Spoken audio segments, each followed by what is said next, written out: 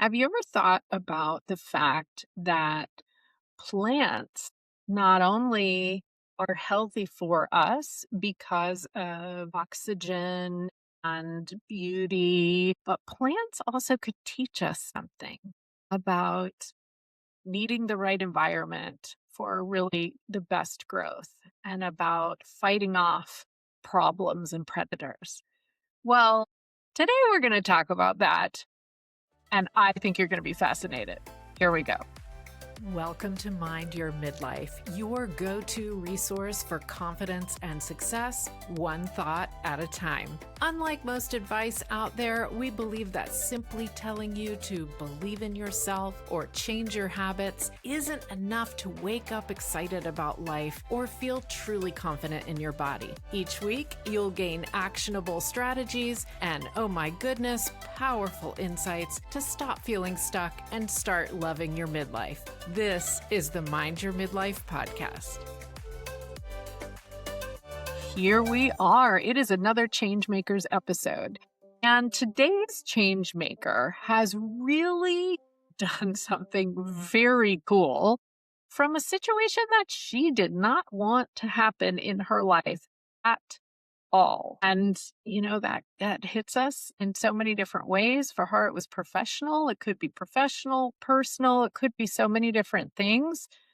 She has really found something cool.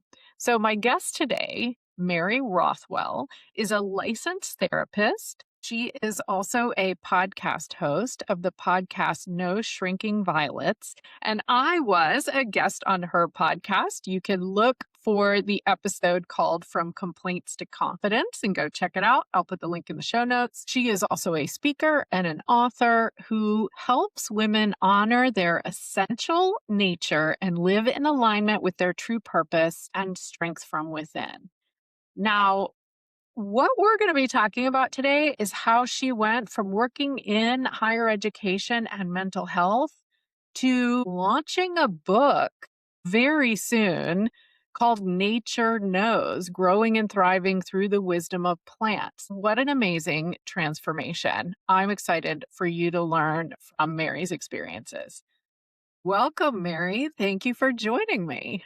Thanks for having me. I'm looking forward to talking. I am too. And I already know a little bit of your story, so I know this is going to be a great conversation. So we're here doing a change makers conversation with the idea of really sharing with anyone who's listening that you can make major changes, do what you want to do, and it doesn't matter if you're in your 40s, 50s, or 60s at the time you do it. Mm-hmm. So tell us the story of how you ended up doing what you're doing now. Okay. So it started with something totally unexpected. And I think that's when I hear other people's stories, that's like my favorite part because you don't see it coming. So I worked in higher education in mental health for probably 32 years. And I loved my job. I worked at a major university and I was part of the counseling center and I loved young adults. It was my favorite thing to do. And I had a lot of freedom. So I got to sort of build programs, but also do individual counseling. And I was just in the sweet spot. And there was a staff change. And what that meant was I had a new supervisor. After having someone who was in the field for a long time, he was very respected, was one of those people as a boss that would tell me, encourage me to do whatever I want. He was very encouraging. Even if I said, I'm going to go stand on the street corner with a sandwich board, he would be like, well, if you want to try it. Just that support was great. The change was like whiplash, created a department I didn't recognize. And it became a situation where I knew in my body something wasn't right. But I think when we encounter situations like this or people like this, your brain is trying to catch up. And I think especially as women, we're like, wait a minute, I must be able to do something different to make this better. And when we have somebody in our life that doesn't treat us the way we treat other people, I think we often think that has to be me. So it got to the point where it had been months And I started to recognize like I was sick in my stomach. I was getting headaches. It was just not good. So I just made the choice I have to leave the job. And so what I ended up doing, because I had been in public school, so I had a good retirement system. In that system, you can retire a little bit early and still get an annuity. So I decided I'm going to retire and then I'll figure out what I'm going to do. Well, my whole identity was gone. And I also was I was in a situation where I was just ready to get married again. So there's a whole other change. So a lot of things were shifting. Yeah. I tried to keep doing what I had been doing. So tried to find another part-time position at a college, which I did. It was fine. And then kept trying to create a business that in the way that other people did. Well, as a therapist, you don't really ever get paid what you should. So when you're put in a marketing situation and you're trying to ask people, it was just really uncomfortable. It didn't feel right. It was a mismatch. So I went through a lot of iterations of what I wanted to do. And I think what ended up happening is somebody said at one point to me, you might have to abandon the identity that you had. And that was really hard because 32 years as this person, Yeah.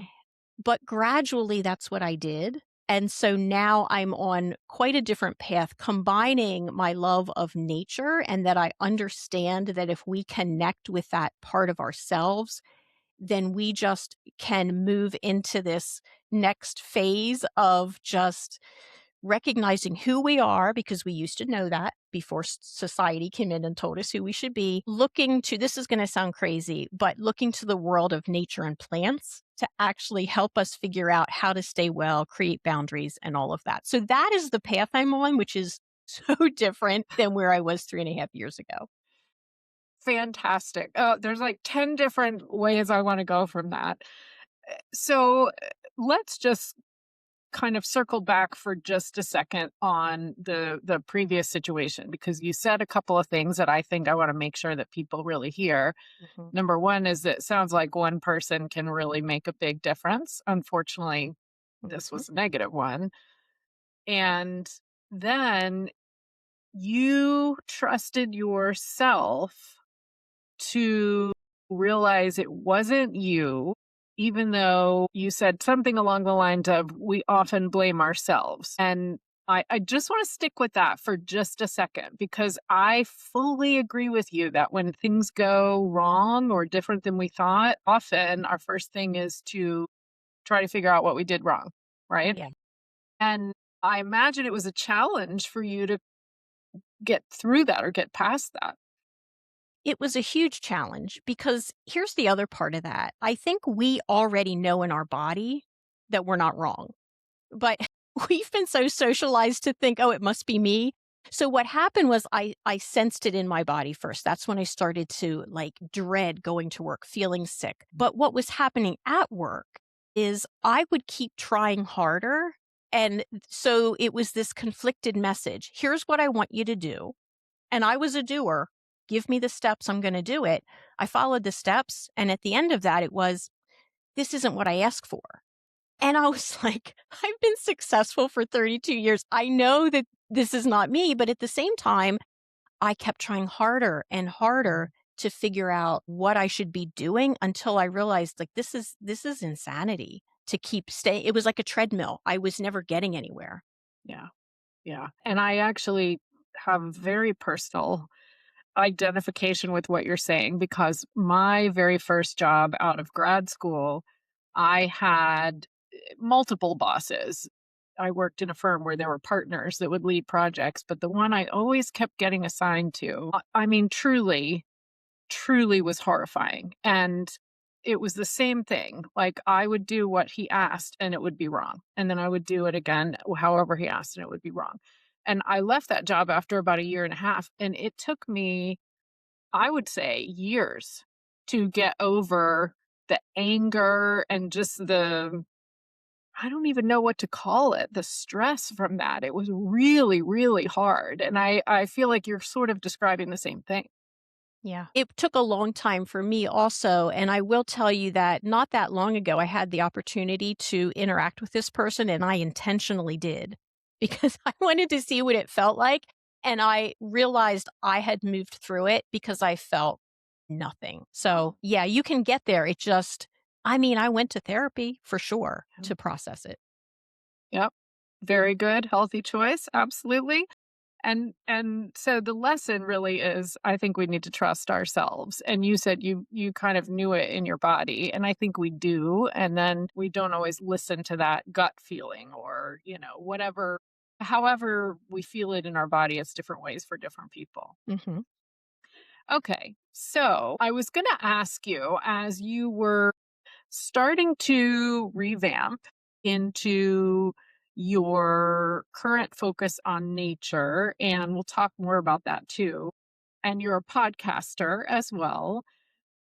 What were some of the struggles and the worries that you went through kind of during this change process? I think one of the big ones, I had always supported myself my whole life, even in my first marriage. He was an organic farmer, so I was the one really making the income. Well, when you start a business, and for me, I'm going to say it was floundering, even though I think if you look from the outside, I did a little private practice on the side to kind of keep things going, but I wasn't making the money I was. So I think there was a lot of insecurity around that, even though my new husband was like, it's our money. And I'm like, but no, I have my own career. So I think that was my first struggle. And then there's no rule book to have your own business. And when I worked for someone else, it was very clear how to be successful. When you work for yourself, the competing messages of you have to do this on social media or you have to do this with your email list. And all of it felt so disingenuous that I felt like I was in one of those mazes where you're like, "Oh, this is the way," and then you hit the wall, and then you turn around and you go, "I must have done that 17 times." And I think what ended up happening that was if I trusted what I felt, then it worked. Also, I think people tend to give you the idea that it happens overnight. We see these people that are successful, and that's what we see, but we don't see all the, I'm going to say failures, Yeah. because to me a failure is just a learning experience. So I think it was also this idea of if I'm good at this, I should know just how to do it. But I never built a business before. So there was also a lot of self-judgment. Yes, the shoulding on yourself. I should know how to do it. I should be able to build it fast. Yes. Yes. Yes. So how did you get through that then? Just continually trying, propping yourself up, trying again?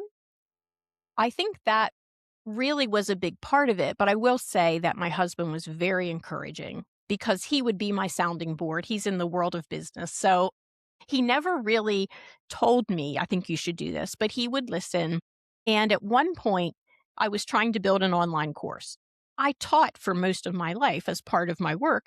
I can teach. Can I build an online course? Yeah. Do I really want to market that? No.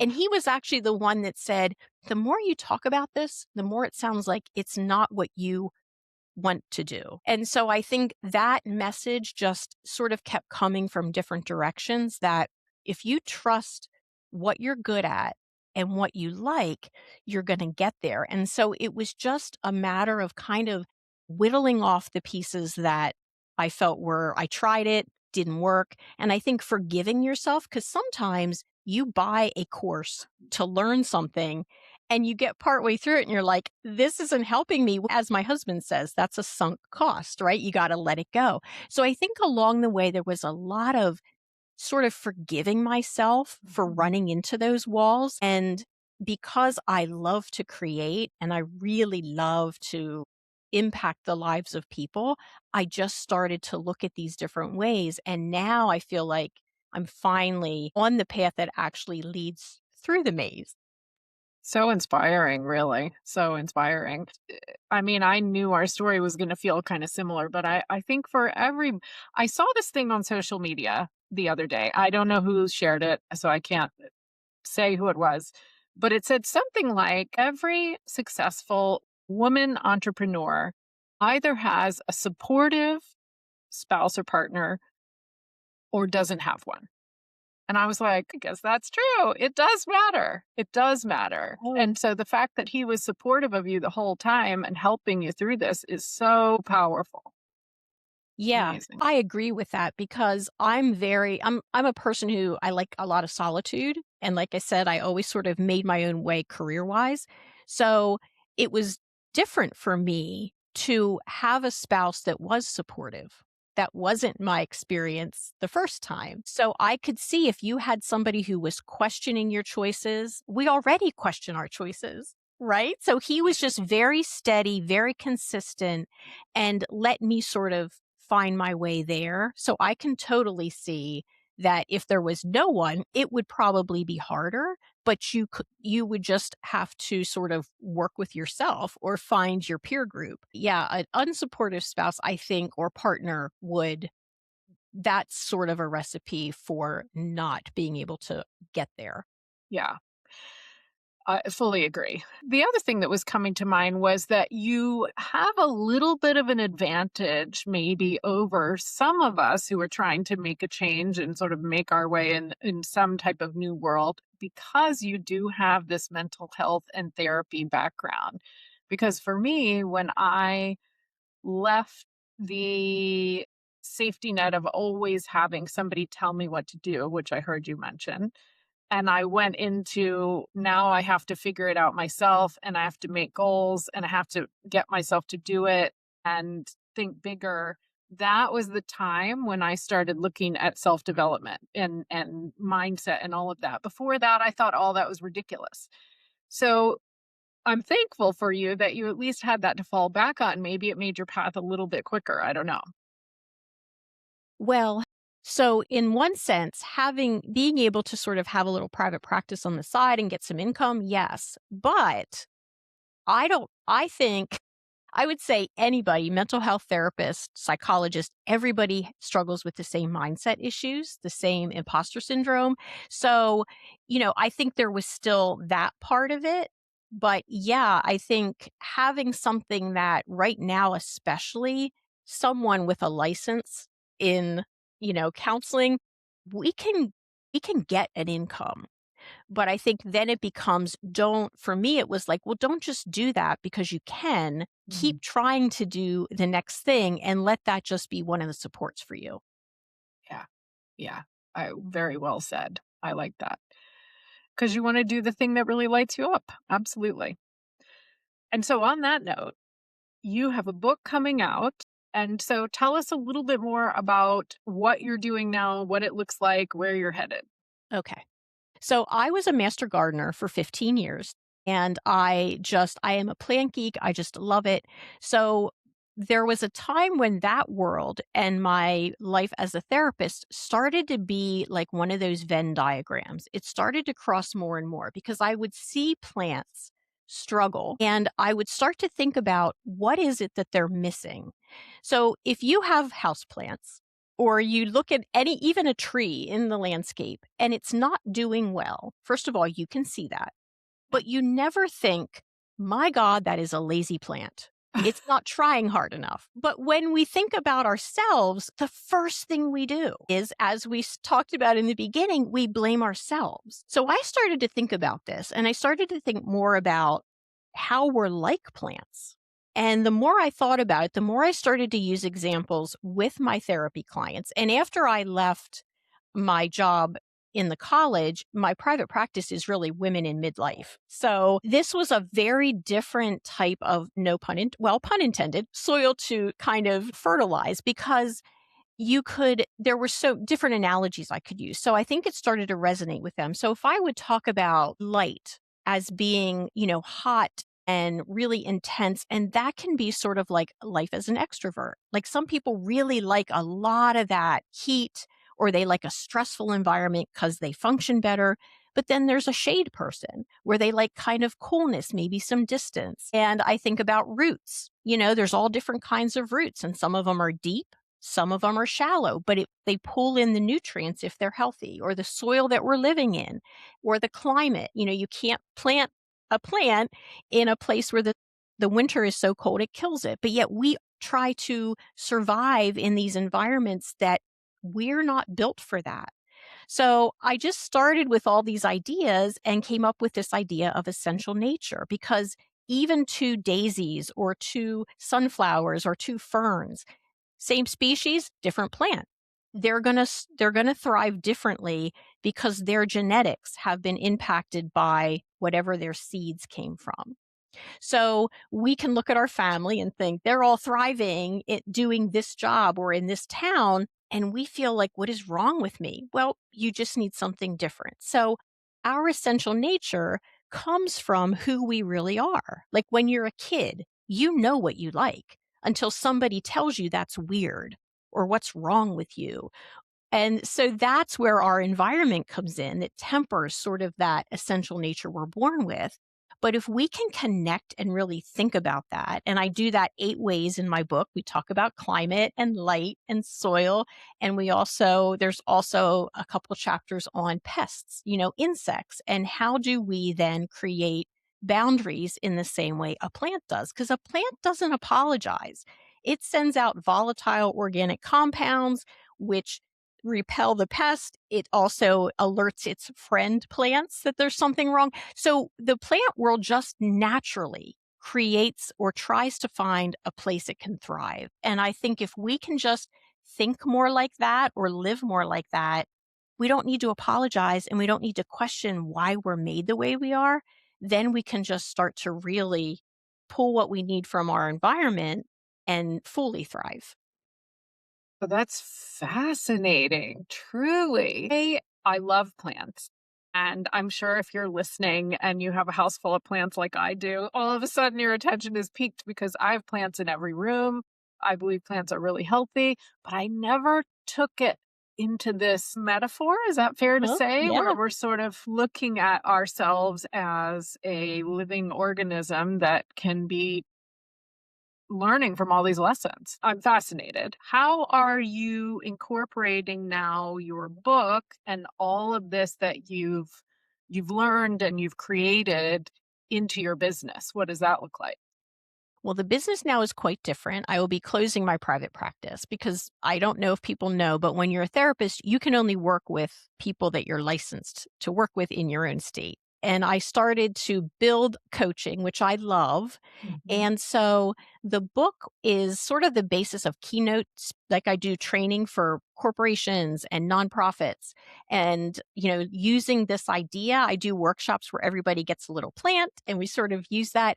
But also, I have a 3-month membership right now called Build and Burn. And the reason I call it that is because when something burns intentionally, like Native Americans would burn prairies, because what allows that to happen then is seeds that were dormant get a chance to grow. So if you Mm. burn and then build, it's like, let's take out all the things that aren't serving you and then let's build the next thing. So I do some coaching, speaking, and of course, once my book comes out, I'm hoping to do just some book tours and talks on that too. Fantastic. I I didn't know that about dormant seeds. I did know that burning is not always necessarily a terrible thing for cropland, but I didn't Mhm. know how. So that makes perfect sense. Yeah. Absolutely.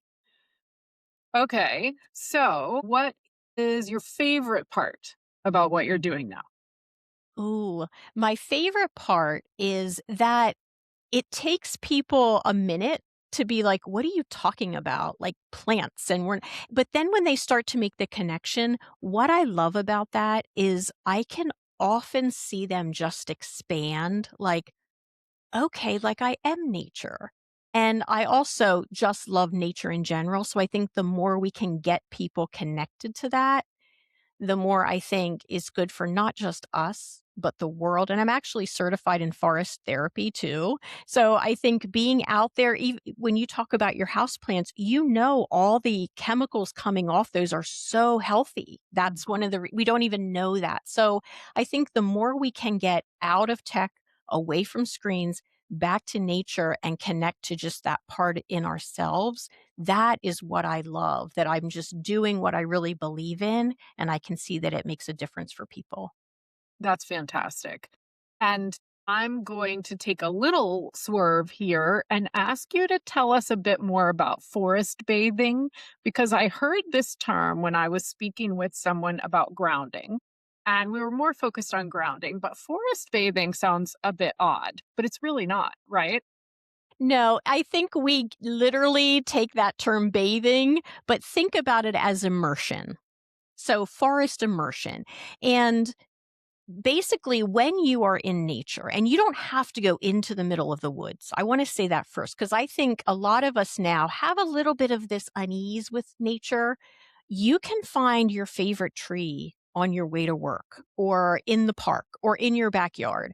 You can start with just putting your hand on the bark of the tree. Being connected in your senses, that's a little microcosm of forest bathing because you're starting to connect to a being that goes deep into the earth. And the other part of it is if you aren't near a forest, you're already forest bathing, Cheryl. You're doing that because you have plants in your house. And that is one of the ways you can, quote, do forest bathing if you're in an urban setting, or maybe you have a situation, maybe you're in a wheelchair, or you have mobility issues. You may not be able to get into the middle of a forest or to a tree, but you can do some of these things because those phytochemicals, you still get the benefits. So it's basically being in nature as much as you can be, observing, touching, smelling, like just being in that experience, because the research is, there's realms of research that it helps ADHD in kids.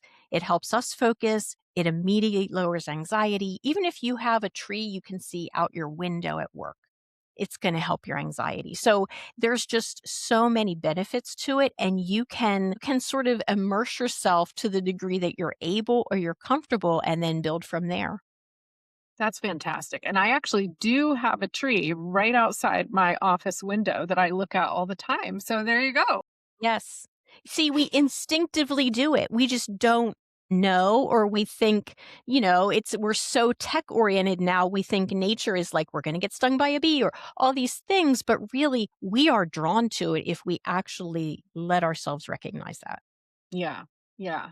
And I think everybody knows, well, I don't know if everybody knows, but I think most people probably know that plants absorb carbon dioxide. They produce oxygen, which is why I know they're good to have inside a house.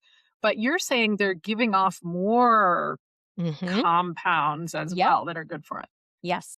Especially evergreen trees. So if you have a choice, there are different phytochemicals that come from like pine trees, evergreen trees. But the more you can just be in a situation where there might be a lot of different species also.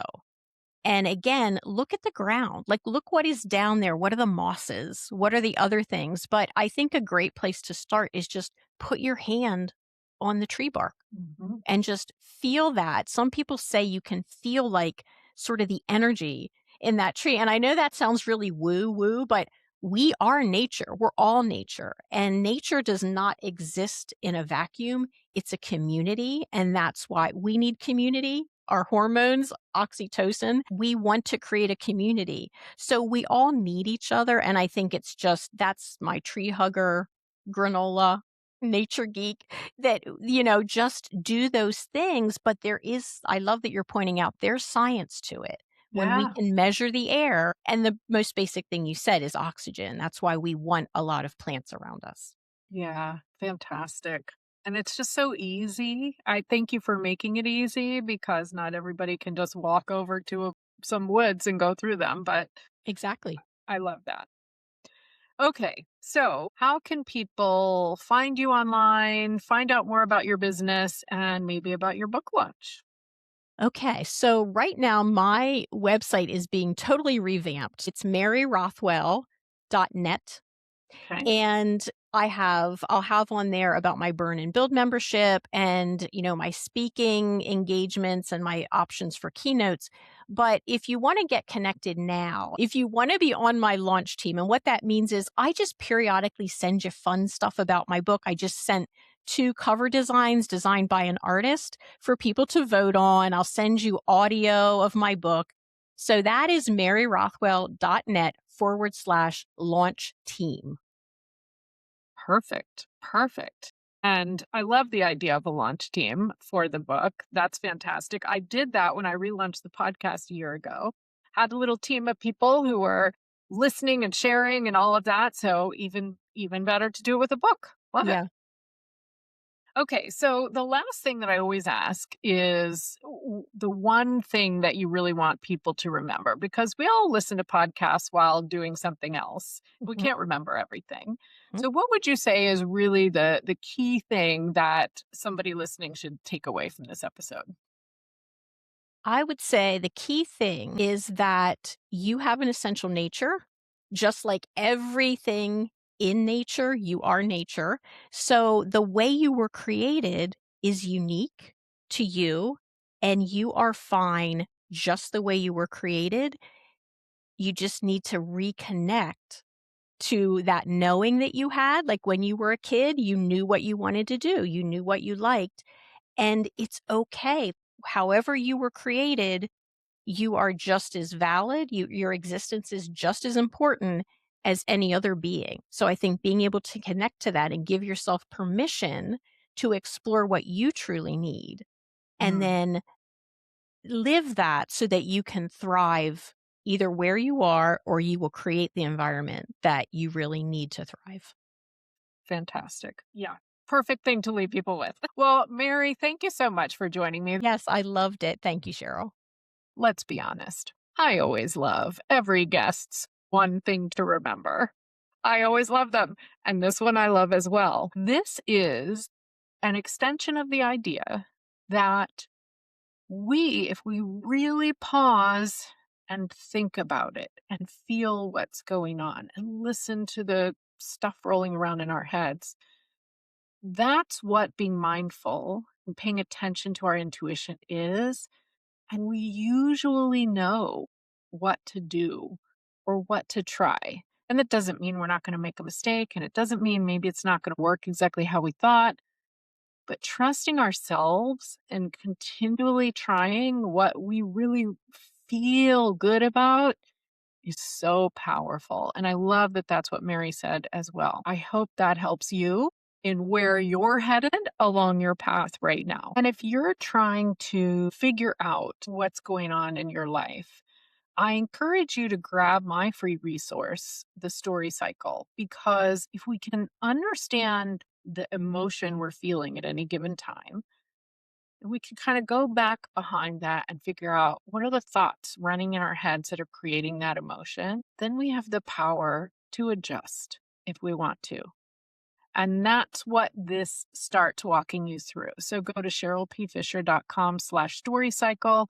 If you want to grab that, I'll put the link in the show notes, and check out cherylpfisher.com/coaching if you want to take it even a bit further. And in the meantime, keep remembering that midlife is your time to take just a little bit better care of yourself. Just a little bit better on the inside and on the outside makes all the difference.